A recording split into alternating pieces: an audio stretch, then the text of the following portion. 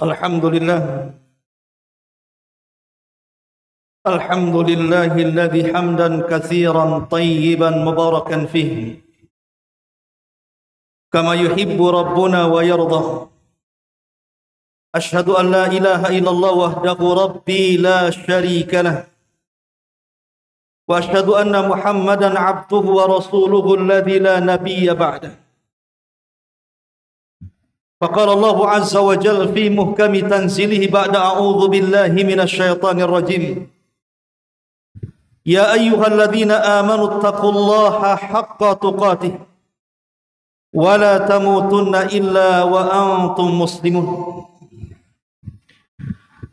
Ya ayyuhan nasu taqu rabbakumul ladzi khalaqakum min nafsin wahidah wa khalaqa minha zawjaha وبث منهما رجالا كثيرا ونساء واتقوا الله الذي تساءلون به والأرحام إن الله كان عليكم رقيبا أما بعد معاشر المسلمين أوصيكم ونفسي بتقوى الله فقد فاز المتقون فأصلي وأسلم على سيدنا محمد وعلى آله وصحبه أجمعين. Ma'asyiral muslimin, jamaah sidang Jumat yang dimuliakan Allah Subhanahu wa taala. Sebagaimana biasa khatib sebelum menyampaikan khutbahnya senantiasa mengingatkan untuk khatib pribadi dan tentunya untuk jamaah sidang Jumat sekalian. Marilah kita senantiasa meningkatkan ketakwaan kita di hari Jumat ini. Kemudian memperbanyak salawat kepada Nabi sallallahu alaihi wasallam. Karena satu salawat yang kita panjatkan kepada Rasul, Allah akan membalas 10 kali lipat salawat Allah kepada kita. Ma'asyiral muslimin yang dimuliakan Allah Subhanahu wa taala. Tema khutbah kali ini kita akan mengangkat seputar pentingnya keberkahan di rumah kita. Ma'asyiral muslimin, jamaah sidang Jumat yang dimuliakan Allah Subhanahu wa taala. Mungkin bagi Anda yang sudah berumur hari ini dan dahulu pernah mengalami kecil, kita lihat banyak keberkahan di rumah-rumah kaum muslimin. Boleh jadi mungkin uang yang hanya 500 atau 1000 perak terkadang cukup untuk menghidupi satu keluarga dalam satu hari. Tapi lihat hari ini, terkadang di tangan kita ada uang 1 juta sekalipun, terkadang tidak cukup untuk satu hari kita makan bersama keluarga. Ada apa? Padahal nilainya jauh lebih besar dibandingkan nilai uang-uang dahulu.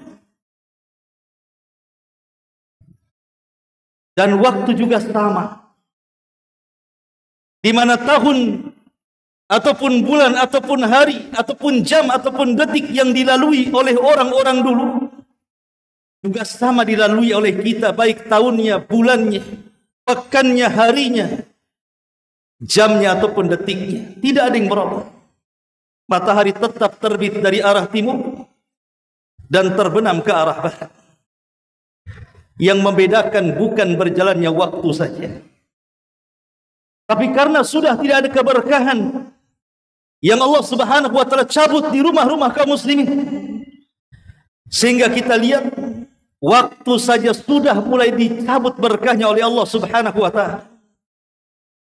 Kita lihat hari ini bagaimana satu tahun seolah-olah satu bulan, satu bulan seolah-olah satu pekan, satu pekan seolah-olah satu hari, dan satu hari seolah-olah satu jam, dan satu jam seolah-olah seperti kayu bakar yang dibakar hanya hitungan detik sudah jadi api. Itulah yang digambarkan Nabi sallallahu alaihi wasallam. Kata Nabi sallallahu alaihi wasallam, la taqumus saah hatta yataqarabus zaman. Tidak mungkin tegak hari kiamat sampai waktu itu akan berjalan dengan cepat. Hatta takuna as-sanatu kasyahri wasyahru kal jum'ati wal jum'atu kal yaumi wal yaum kas saati wa hatta takuna as-saatu kadharmati bin nar, kata Rasul. Kata Nabi sallallahu alaihi wasallam, di mana bentuk cepatnya waktu adalah karena setahun seolah-olah satu bulan. Satu bulan seolah-olah satu Jumat. Satu Jumat seolah-olah satu hari. Dan satu hari seolah-olah satu jam. Dan satu jam seperti debu hasil dari bakaran kayu. Hanya hitungan detik sudah hancur. Para ulama ketika mensyarah hadis ini, kenapa waktu berjalan dengan cepat? Itu karena intizaul barakah. Karena berkah sudah dicabut dalam waktu. Ma'asyiral muslimin yang dimuliakan Allah Subhanahu wa taala. Padahal kalau seandainya di rumah-rumah kita semuanya Allah Subhanahu wa taala penuhi dengan berkah-berkah yang Allah turunkan kepada kita, maka berkah itu akan mendatangkan sesuatu yang ajaib dalam kehidupan kita. Boleh jadi kita tidak mungkin mengeluh. Boleh jadi hati kita akan tenang dan dibersihkan Allah. Cara berfikirnya juga positif, penuh dengan kebahagiaan dan kedamaian. Itulah keberkahan. Karena arti berkah sendiri adalah luzumul khairi wastiqraruh, di mana kebaikan yang tetap dan tidak mungkin berubah, bahkan akan bertambah kebaikan itu. Itulah berkah. Ma'asyiral muslimin yang dimuliakan Allah Subhanahu wa taala. Kita lihat berkahnya makanan itu kalau dimakan menjadi kenyang bagi kita, walaupun makanan itu sedikit. Berkahnya minuman, kalaupun kita minum walaupun sedikit, maka merasa puas bagi para peminumnya.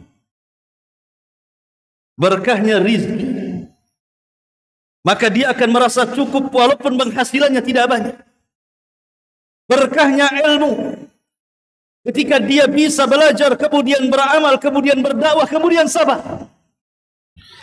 Bahkan berkahnya keluarga, ketika kita mendapatkan istri yang saleh, pasangan yang saleh, anak-anak yang saleh dan saleh.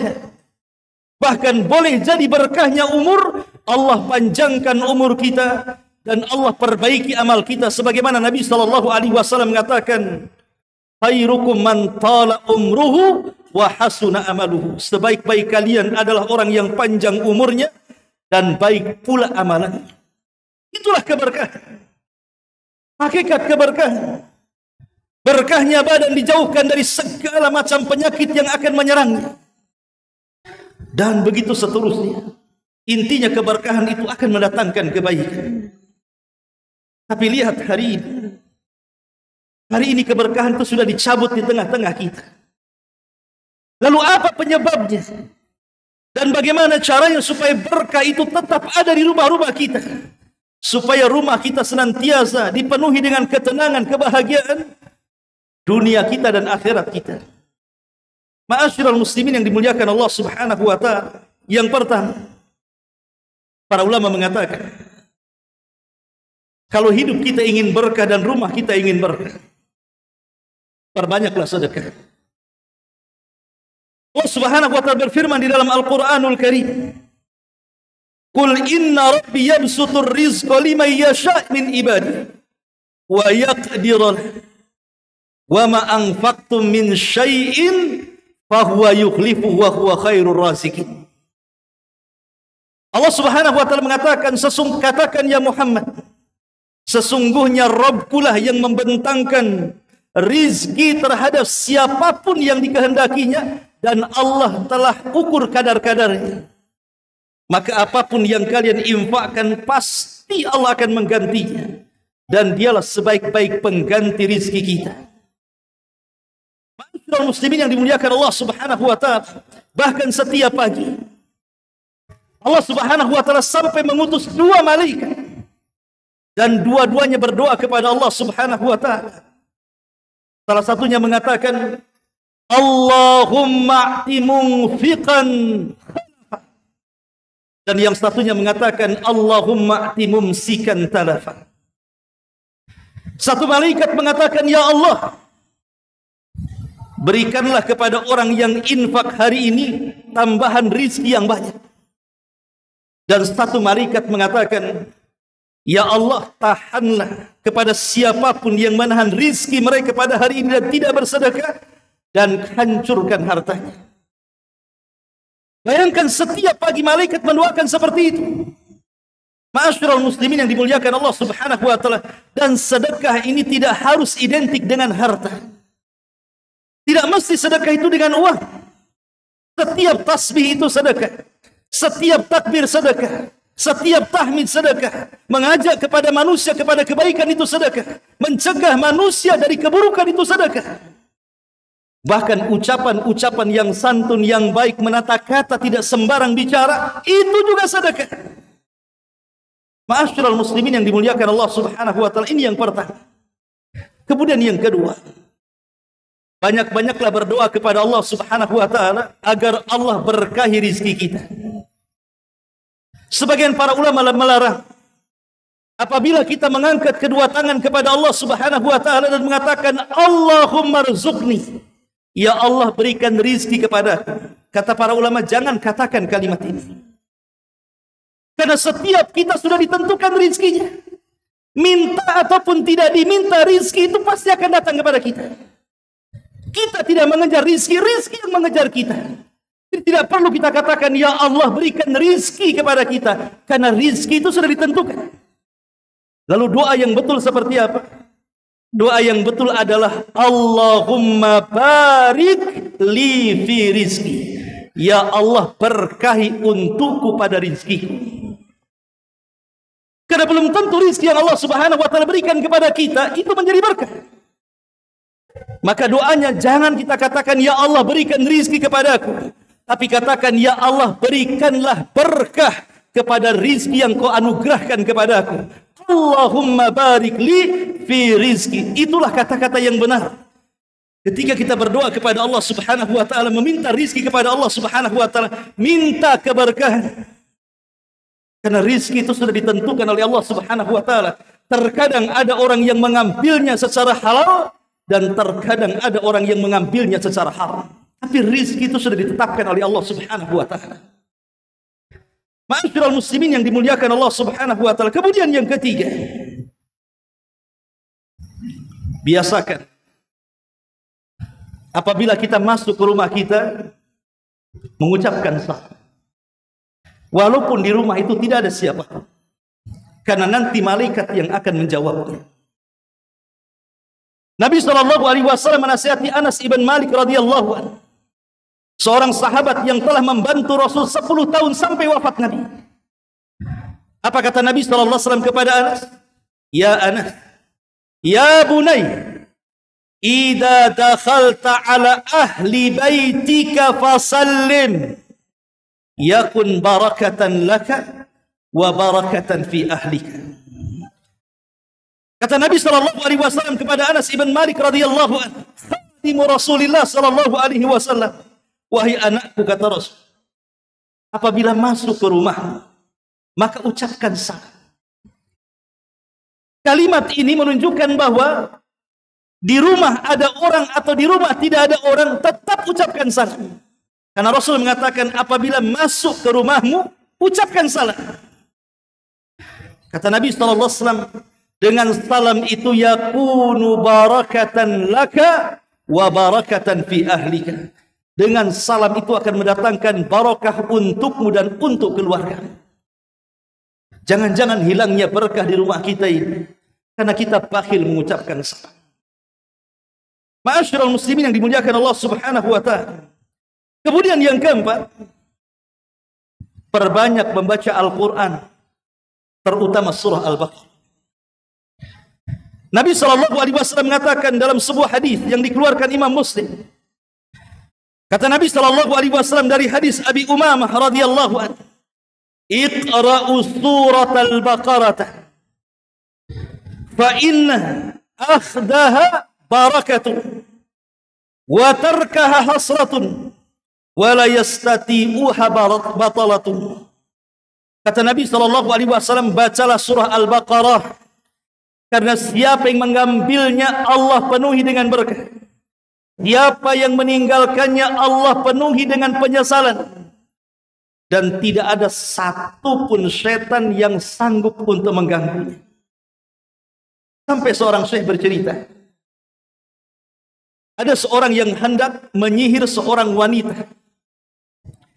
Dia datang kepada seorang dukun. Kemudian dukun ini mengatakan, boleh aku akan sihir wanita itu, tapi dengan mahar sekian dan sekian. Rupanya ketika mulai melakukan sihir, rupanya sihir itu tidak mampu. Akhirnya sang dukun pun bicara sama orang ini dan mengatakan, sesungguhnya aku tidak sanggup menyihir wanita itu, tapi aku punya guru. Datang kepadanya, minta kepadanya, tapi maharnya agak tinggi. Maka dia mengatakan, tidak masalah, yang penting sihir wanita itu. Kemudian dukun yang kedua menyihir lagi. Tapi juga sama, dia tidak sanggup untuk menyihirnya. Sampai akhirnya dukun yang kedua mengatakan, aku punya teman. Dia seorang dukun yang menurut saya ilmunya cukup tinggi. Datanglah kepada dia, tapi tentu dengan bayaran yang cukup mahal. Akhirnya datanglah ke dukun yang ketiga. Dukun yang ketiga pun berusaha menyihir wanita itu, tapi tidak bisa. Ketika ditanya alasannya, maka sang dukun kemudian dia mengatakan, sungguh aku mendapatkan kabar dari jin yang kukirim untuk menyihirnya. Wanita itu tidak bisa disentuh karena setiap malam dia suka membaca surah Al-Baqarah. Subhanallah. Walaupun tidak ada kisah ini, maka kita yakin bahwa Nabi SAW ketika mengatakan siapa yang mengambil surah Al-Baqarah dapat berkah, siapa yang meninggalkannya kerugian, dan tidak ada satu iblis atau setan pun yang bisa mendekatinya. Dan itu keberkahan surah Al-Baqarah. Kemudian yang kelima, ma'asyiral muslimin yang dimuliakan Allah Subhanahu wa taala, jangan pernah makan sendiri. Terkadang dalam keluarga itu ada orang yang makan, mengambil nasi kemudian mengambil ke kamarnya makan sendiri. Tapi makanlah rame-rame. Ajarkan kepada anak-anak kita, kalau bisa ada waktu khusus untuk makan, entah paginya, entah siangnya, entah malamnya, kumpul satu meja dengan keluarga, karena berkah akan turun di situ. Nabi SAW sampai ketika ada seorang sahabat mengatakan, ya Rasulullah, aku ini banyak makan tapi tidak pernah kenyang. Maka Nabi SAW kemudian mengatakan kepada sahabat ini, kalau begitu ijtami'u ala ta'amikum, berkumpullah di atas makanan kalian, yubarak lakum, Allah akan berkahi kalian. Ma'asyiral muslimin yang dimuliakan Allah Subhanahu wa taala, maka ini salah satu dicabutnya berkah ketika dalam rumah satu keluarga mereka makan sendiri-sendiri. Kalau bisa makan satu meja bareng-bareng, disitulah berkah akan muncul dan Allah Subhanahu wa taala akan turunkan sehingga rumah kita penuh dengan berkah. Ini juga salah satu sebab berkah itu akan datang. Kemudian juga perbanyak salawat kepada Nabi sallallahu alaihi wasallam, terutama di hari Jumat ini. Karena seorang sahabat namanya Ubay ibn Ka'ab radhiyallahu anhu pernah mengatakan, ya Rasulullah, bagaimana kalau kujadikan dalam setiap doaku semua salawat untukmu? Apa kata Nabi sallallahu alaihi wasallam? Idzan tuqfa laka hammuk wa yughfar laka dhanbuk. Kalau itu kau lakukan, wahai Ubay ibn Ka'ab radhiyallahu, maka Allah akan hilangkan seluruh penderitaan, kebingunganmu, dan Allah akan hapuskan seluruh dosa-dosa. Salawat membawa berkah. Dan yang terakhir, ma'asyiral muslimin yang dimuliakan Allah Azza wa Jalla, tentu banyak bersyukur. Karena redha dengan pemberian Allah Subhanahu wa taala. Karena Nabi sallallahu alaihi wasallam mengatakan, innallaha yabtalil 'abda fi ma a'ta. Sesungguhnya Allah Subhanahu wa taala terkadang memberikan ujian terhadap rizki yang Allah anugerahkan kepada seorang hamba. Kemudian kata Nabi sallallahu alaihi wasallam, fa in radiya bima qasamallahu, kalau seandainya hamba ini merasa redha dengan pemberian Allah Subhanahu wa taala, burika lahu wa wassa'ahu, maka akan diberkahi hidupnya dan rizkinya akan diluaskan. Wa illam yarda, sebaliknya kata Rasul, kalau dia tidak redha, mengeluh dengan pemberian Allah yang sedikit, Bahkan kemudian Allah dijadikan objek celaan.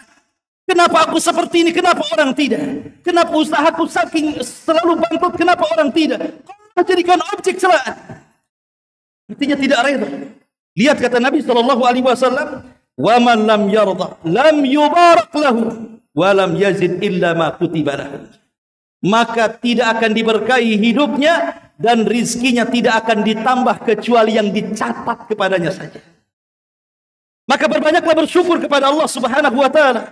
Karena Allah Subhanahu wa taala mengatakan, "La in syakartum la azidannakum wa la in kafartum inna adzabi lasyadid." Jika kalian bersyukur akan nikmatku ku tambah, dan jika kalian kufur maka azab yang pedih menanti kalian. Barakallahu li wa lakum fil Qur'anil azim. Aqulu ma tasma'un, aqulu qawli hadza wastaghfiruhu innahu huwal ghafurur rahim.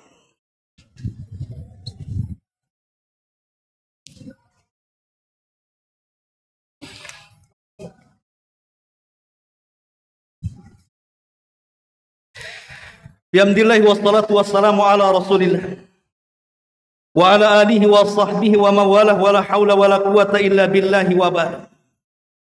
Ma'asyiral muslimin, ittaqullaha haqqa tuqatih wa la tamutunna illa wa antum muslimun. 10 perkara saya akan sebutkan secara singkat, jangan ada di rumah kita, karena inilah yang menjadikan rumah kita tidak akan berkah. Yang pertama, orang yang tidak takut kepada Allah Subhanahu wa ta'ala. Kemudian yang kedua, orang yang bakhil.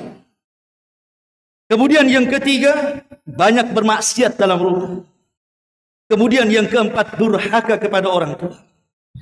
Kemudian yang kelima, makan harta yang haram.